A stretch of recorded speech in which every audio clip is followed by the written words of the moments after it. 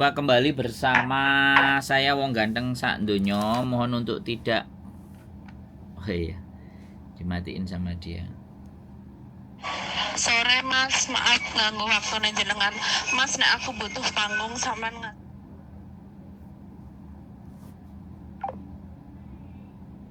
Gimana sih? Jadi nggak tahu ini mau nelpon kok kayak gini, saya nggak tahu ini dia udah telepon berkali-kali dia. Panggung boten. Aku tuh sekarang keluargaku tuh dapat tekanan ya dari aparat kepala desa. Persoalan itu aku yang bawa masalah itu. Masalahnya itu di dekat. Oke.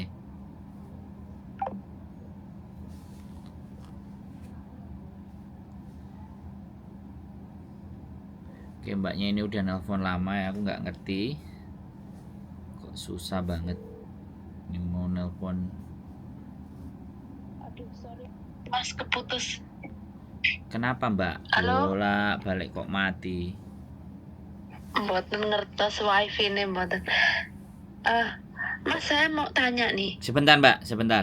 Saya declare dulu ya. Jadi jangan menyebutkan nama siapapun ya di dalam percakapan ini. Karena percakapan ini saya naikkan dalam konten YouTube ya. Tolong tidak disebutkan nama dan identitas siapapun. Sampean juga jangan nyebutin nama. Wes, sekarang sampean mau gimana yang akan ditanyakan? Saya mau tanya, peraturan sekarang itu yang anak-anak baru itu emang nggak langsung dapat KTP ya Mas ya? KTP ya? Yang kalau KTP harus daftar mbak, booking dulu, appointment dulu, gitu. Setelah datang, Jadi yang ngurus sebentar, aku ngomong dulu sebentar, sampean kan nanya. Jadi harusnya yang ngurusin KTP itu bukan dirinya, misalnya agennya atau majikannya, gitu loh. nggak kayak dulu ya, berarti kalau dulu kan masuk sini langsung diantar ke tempat pembuatan KTP itu.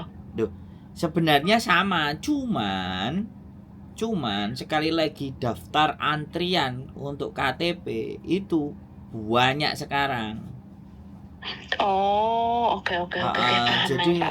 Jadi harusnya booking. Kalau zaman dulu itu mungkin penduduk desanya Hongkong ini misalnya cuman 5, cuman 10. Jadi setiap hari bisa. Begitu visa udah turun, terus dianterin, bisa bikin KTP. Nah sekarang nggak bisa begitu karena yang daftar udah sampai 500 ribu belum terlayani. Jadi ya nunggu giliran. Gimana? Gitu ya. Iya, saya kaget tadi ada anak udah kesini, tetangga saya itu, Mbak saya belum punya KTP loh. Kenapa katanya? Orang teman saya yang sudah di sini 6 bulan aja belum dapat gitu KTP. Oh gitu ya. Sekarang saya nggak tahu dan saya nggak ngeh ya. Saya telepon jenengan itu. Terus gimana ini? Terus apalagi yang mau ditanyakan selain KTP? Ya udah, mau tanya itu aja. Yalah, tak pikir apalah ternyata KTP. Oke. Jadi sampean kalau ada temennya yang nanya atau apapun, bersabar saja. Tungguin aja agennya untuk booking. Nanti ada schedule-nya booking. Kalau nggak kayak gitu, ngomong ke majikan. Jadi selama belum punya KTP ya sudah, yang dibawa paspornya kalau kemana-mana. Oke. Berarti itu dia tapi punya POHIM ya Mas ya? Duh, kalau POHIM itu mbak, ya harusnya agent itu sampean minta. Jadi POHIM itu seharusnya begitu majikan ngejeng sampean, itu harusnya setelah visanya turun harusnya dia itu sudah dibikinkan POHIM. Gitu. Nah, kita kalau nggak ngerti, kita wajib nanya ke majikan. Nomor POHIMku berapa? Terus kantor POHIMku di mana? Kenapa aku nanti saya tanyain sama mamanya. Jadi kenapa kok tanya? Karena itu penting. Jadi nanti kalau ada sakit dan segala sesuatu, majikan mau ngurusin nggak? Kalau nggak mau ngurusin, aku akan datang ke kantor Pohimku sendiri gitu loh. Oke. Jadi dia itu Oke, Mas. membelikan Makasih. asuransi gitu. Oke. Thank banget ya Mas ya. Udah gitu Nah. aja. Oh lah, nomor daruratku kan di sini cuma nomornya jenengan sama Miss Yuni. Kalau ada apa-apa ya tanya ke jenengan, orang nggak tahu. Kemarin kok sampean voice message banyak sekali. Masalah apa itu? Aku nggak. Udah, aku nggak pingin bahas lagi. Tadinya sih mau dinaikin. Udahlah, musuh tonggo repot. Wis lah, kapan-kapan lagi kalau wis. Aman ya? Aman. Cuman yang masalah Apa? itu kan nggak approve mungkin ya, jadinya nggak diurus lagi itu. Yang masa penipuan online saya beli furniture itu. Nggak tahu itu gimana. Yang dulu itu. Lah kan aku udah bilang. Aku nggak ini loh Mas, nggak cocok ya. Lah yo wis. Kalau pakai pengacara nggak cocok. Nah, nggak nyucuk kan berarti ya bukan salahnya kita ya kan, memang bukan benar. Benar sudah ngomong kayak gitu, nggak cocok lah. Duit cuman duit kalau 10 juta kalau pas lagi nggak punya yo inget ya Mas, tapi nggak cocok yo. Udahlah, kapan pulang disamperin ke rumah ya. Indonesia kan begitu Mbak. Jadi kalau kita mau bersengketa ya gede nih duit, kalau duitnya gede sekalian itu langsung, tapi kalau duitnya kecil kan moyong. Ayo. Itu Indonesia. Ibarat kata kita kehilangan ayam satu, kalau mau ngambil ayam satu ya kehilangan ayam sekandang. Tapi kalau di Hong Kong tidak begitu. Kalau lain. Kalau enggak, makanya aku ngomong kalau kerugiannya di bawah 50.000 Hong Kong dolar itu ada yang ngurusi. Kalau di atas 50.000 Hong Kong dolar juga ada yang ngurusi. Cuman kalau di Hong Kong gede dan kecil masalah itu tidak ada menjadi persoalan. Cuman yang menjadi orang-orang Hong Kong tidak mau itu sikan. Iya. Nah, jadi cuman buang waktu. Jadi belum tentu nanti mereka akan bisa menyelesaikan. Tapi kalau memang benar-benar itu dia mempunyai bukti yang akurat, maka itu bisa. Cuman ya kayak gitu, bentar-bentar sidang. Nah itu itu bisa berkali-kali. Jadi kalau uang enggak, kalau di sini peradilan ya memang begitu. Orang anak-anak aja uang tampo kalau ketangkep itu cuma 1.000. Itu pun nanti kalau udah selesai peradilan 1.000-nya dipulangin. Terus yang kedua, tampo itu apa sih Mas? Jaminan. Oke. Garansi tampo. Jadi uang jaminan garansi gitu loh. Dan di sini pun kalau belum dinyatakan bersalah cuman lapor-lapor, karena kalau belum bersalah udah ditahan kan penjaranya penuh. Di Hong Kong kan nggak begitu. Di Hong Kong kan kalau orang mau lari pun itu kan ada imigrasinya, keluar kemana itu alarmnya udah bunyi. Jadi makanya kebanyakan di sini kalau ada masalah ya sudah di dalam aja. Terus setiap bulan lapor. Bulan ini lapor, 3 bulan lagi lapor, atau 2 bulan lagi lapor. Kayak anak-anak yang money laundry itu, yang disengaja sebagai money laundry itu kan, yang jual ATM itu kan rata-rata juga kayak gitu.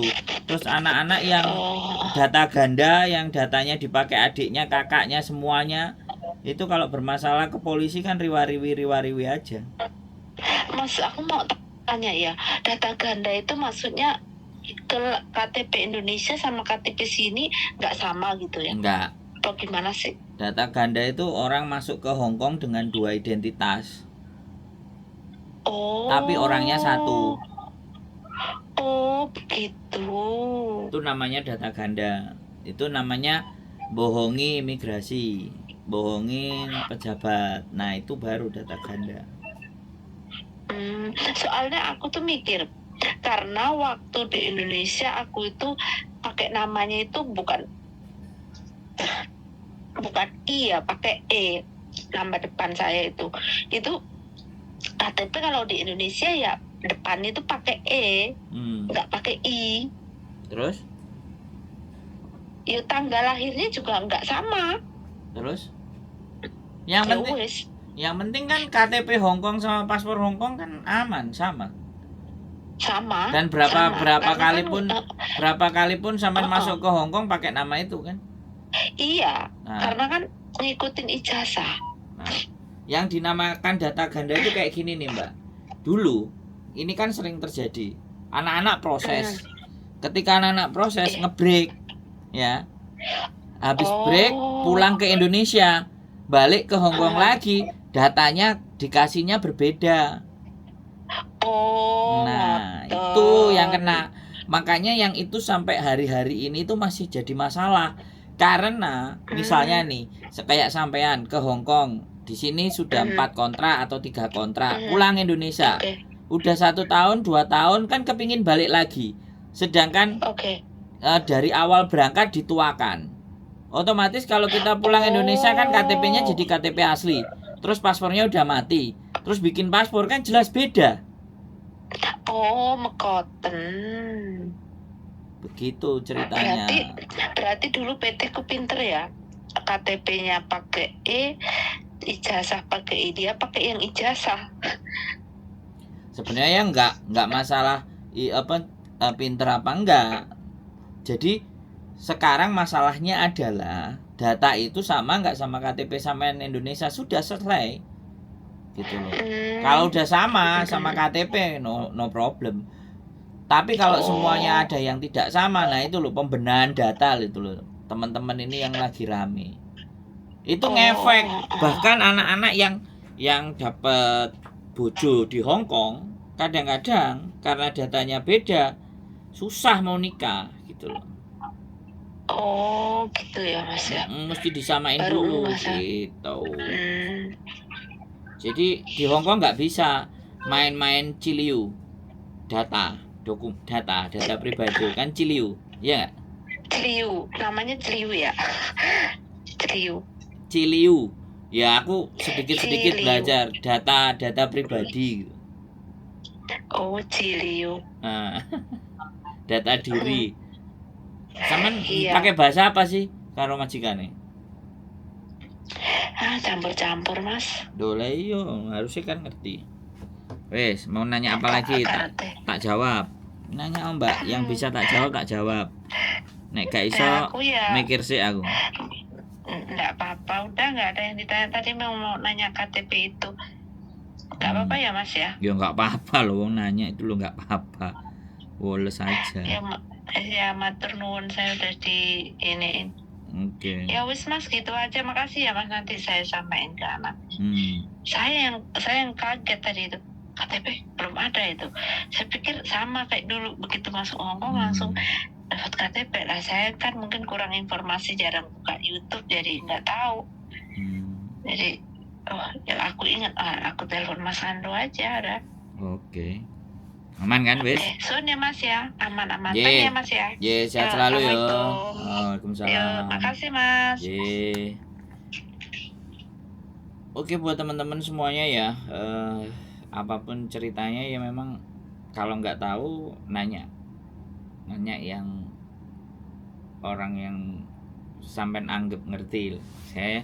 Saya sih nggak kepingin sih menjadi seseorang yang dianggap paling ngerti. Saya cuman pingin bahwa ketika ada sebuah kesulitan, saya itu bisa memberikan gambaran atau setidaknya kesulitan itu seperti ini loh, harusnya dibeginikan, harusnya dibegitukan, harusnya begini begitu, memberikan gambaran aja untuk lebih terang persoalannya itu seperti apa, permasalahannya itu seperti apa. Kalau dibilang ngasih solusi dan semuanya enggak juga sih sebenarnya.